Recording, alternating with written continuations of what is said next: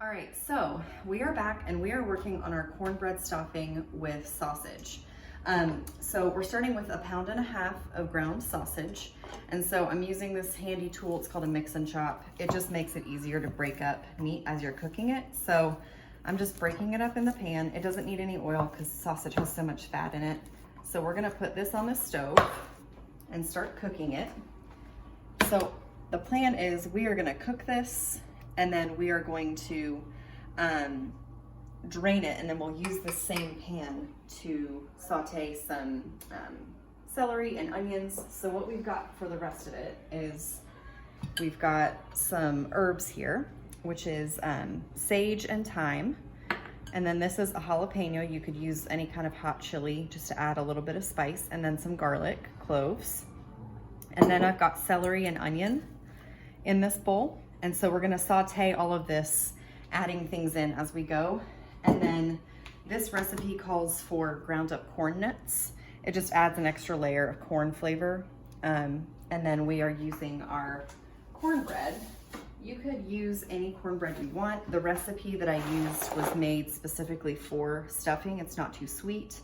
It's a little bit heartier, and so it's a little more dry. So you wouldn't necessarily want to just eat this cornbread on a plate, but it's perfect for stuffing because it doesn't get as mushy as some regular cornbread would. So we baked it, we cut it, and then dried it out in the oven so that it kind of got that stale texture. So technically you could even just leave it on the counter overnight, cut up in cubes, and that would also dry it out, but this is the quick method. So we will be adding all of these ingredients together as we cook it and as we get it put together, and then we will put it in a pan, and then we're just gonna leave it until we're ready to pop it in the oven. So that's the nice aspect about this, is it's something that can sit on the counter, and then we can just bake it when we need it and then reheat it. So we'll be back.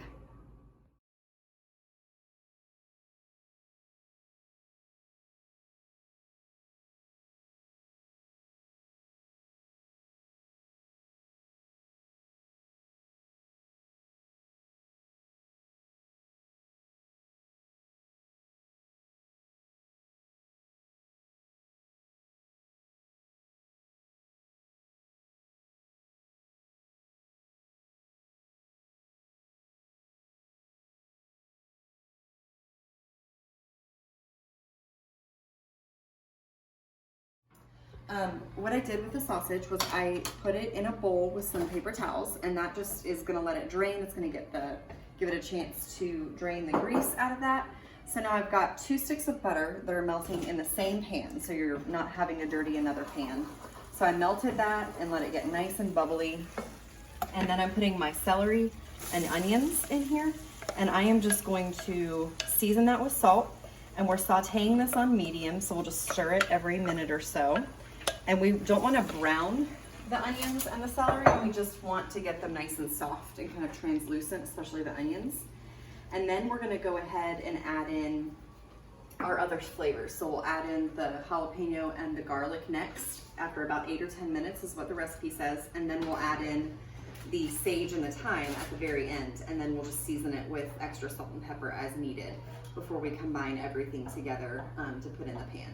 So we will come back when this is nice and softened and show you the next step. All right. Okay, so we've been cooking our onions and celery for about 10 minutes, and you can see they've gotten nice and soft, but they're not like browned, like we have burnt them or something.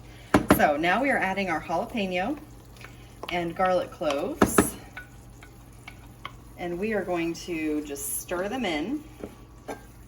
We're not gonna cook this for a long time. I'm gonna check our recipe here.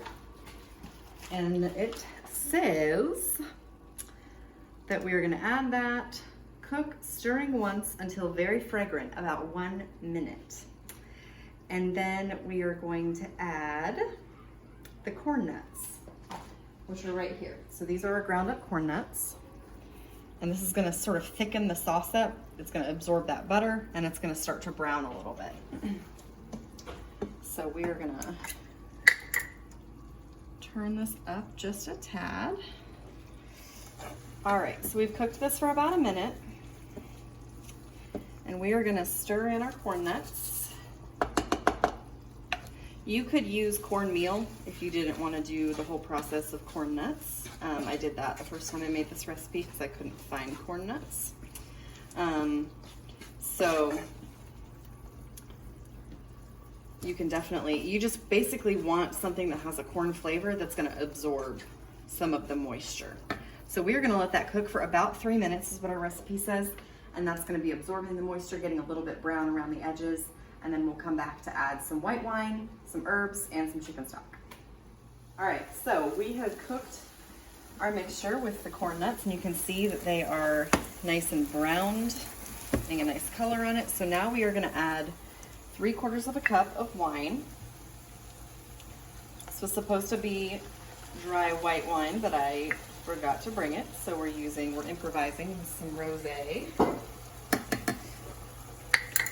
And we're just gonna stir this occasionally. We want the wine to kind of cook down a little bit, and then we're gonna add in our herbs. We've got our thyme and our sage right here. So once this has cooked down a bit, we're gonna add the herbs, and then we will remove it from the heat. All right, so in this bowl, we have our cornbread. I did break it up into some smaller chunks, just more bite-sized pieces. We've got our sausage that we cooked and drained, and then we've got our vegetable mixture. That celery and onion that we sauteed. So we are just gonna mix this up. And then once we've gotten it kind of mixed, we're gonna be mixing it up some more once we pour some more liquid over it. So it doesn't need to be perfectly combined. So here we've got 3½ cups of chicken stock and then 3 eggs mixed up together. We're gonna pour that over top.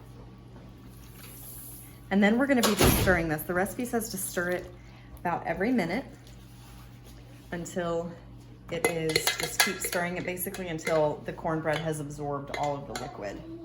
And then we're gonna put it into a greased baking dish.